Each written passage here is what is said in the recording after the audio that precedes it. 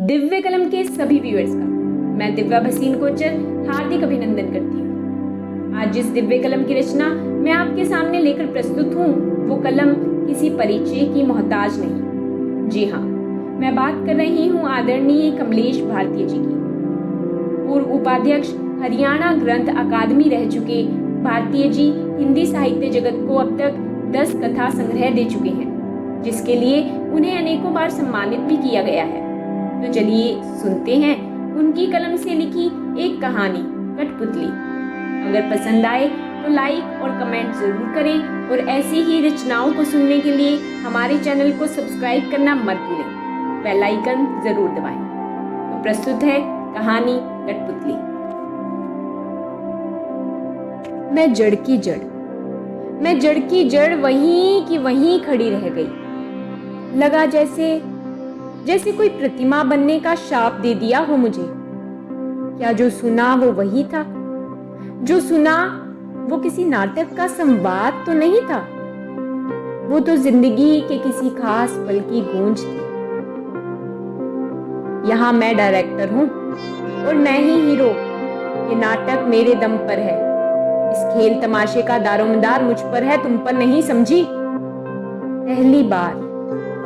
पहली बार जैसे होश में आई और फिर जड़ की जड़ रह गई। पहली बार सुनी नेपथ्य में अपनी छोटी सी बच्ची के रोने की आवाज। पहली बार सुनी अपने पति की बात। इन नाटकों में कुछ नहीं रखा, जिंदगी देखो अपनी। नाटकों की झूठी शोहरत से बच्चे नहीं पल सकते, गृहस्थी नहीं चल सकती। लौट आओ। सच, क्या मेरा पति सच कह रहा था? मैं उसे लगातार अनसुना करती थी और उसकी सजा आज पाई। क्या मैं नाटक में कुछ नहीं थी? क्या नाटक मेरे दम पर नहीं था? क्या नाटक में मेरा कोई मतलब नहीं था? मैं थी भी और नहीं भी, यानी मैं होकर भी नहीं थी। मेरी कोई जरूरत नहीं थी, मेरा होना कोई मायने नहीं रखता था। मेरे होने या ना होने का कोई फर्क नहीं था, पर मुझे तो था। फिर मैं क्यों इनके साथ चलती रहूं? वो सभागार जिसमें उस शाम हमारा शो होने वाला था, पता नहीं कैसे पूरा किया मैं। बाकी कॉन्ट्रैक्ट भी पूरे किए। फिर लौट आई अपने घर। कुछ दिन जैसे समझ ही नहीं आया कि मेरे साथ हुआ क्या। जिसके साथ मैंने शहर दर शहर की खाक छानी, नाटक मंडली को खड़ा किया, जमाया, वही कह गया बड़ी आसानी से, तुम्हें ज्यादा सोचने की जरूरत नहीं। ये नाटक मंडली चलती रहेगी क्योंकि मैं ही हूं इसका निर्देशक और नायक। जैसे कह रहा हो कि मैं ही हूं खलनायक भी। मैं कुछ भी नहीं।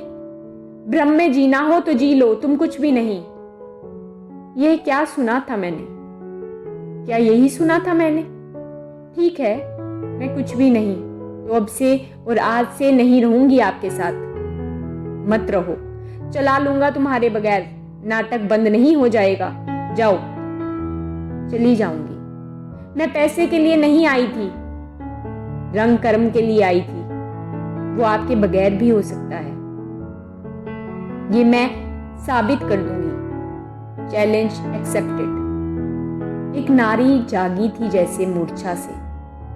कितनी लंबी मूर्छा रही, कितने बरस की मूर्छा रही। खुद ही ऑफर दिया था, आप हमारे साथ आओ ना।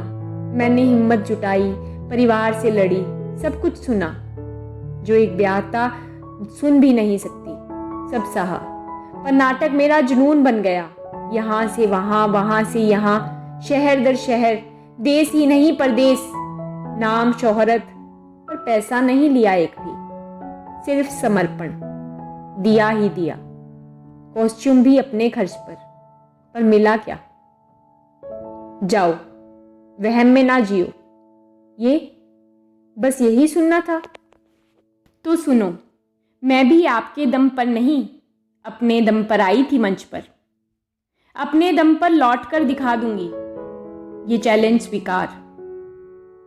वो लौट आई।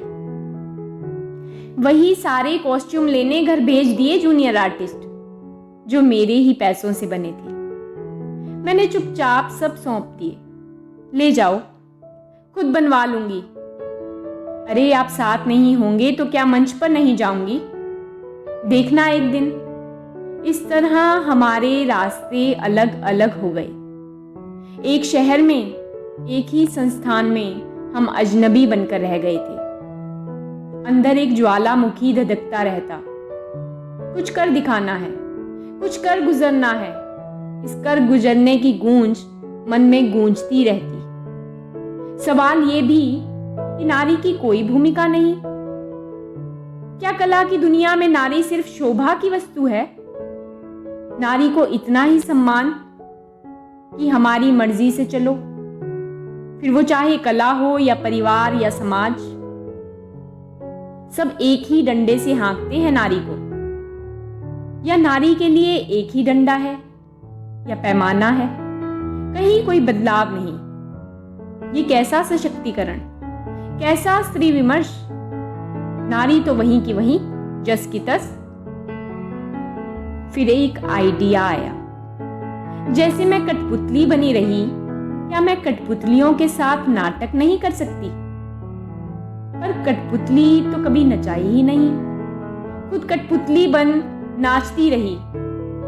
फिर क्यों ना पुरुष पात्रों का काम कठपुतलियों से लिया जाए? सही भी है, पुरुष को बता सकूं कि मैं नहीं, तुम कठपुतली हो। बस सीखना शुरू किया कठपुतली को नचाना अपनी उंगलियों पर। मेरी बच्ची खुश थी, उसके चेहरे की मुस्कान मेरी जीत थी।